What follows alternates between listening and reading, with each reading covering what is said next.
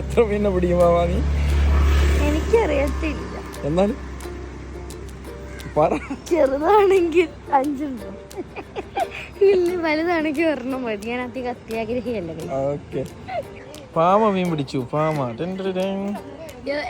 എങ്ങനെ വന്നാലും ഞാനേ പിടിക്കുള്ളൂ. പിടിച്ചത് ഒരു കൊമ്പുള്ള മീനെയാണ്. അത് തിന്നാൻ പറ്റത്തില്ലെന്ന് കേട്ടു.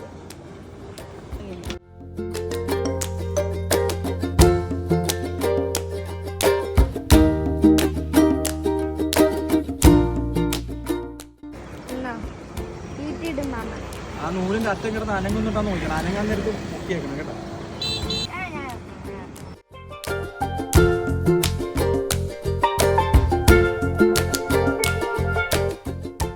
പിടിച്ചിരിക്കുന്നു.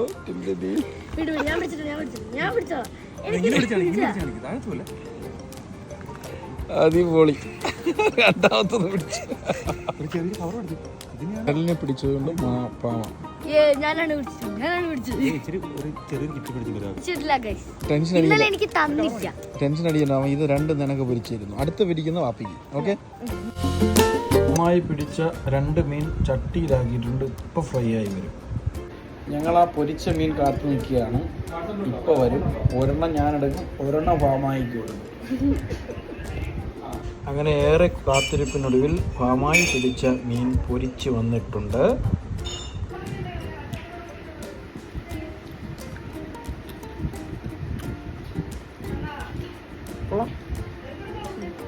സൂപ്പർ.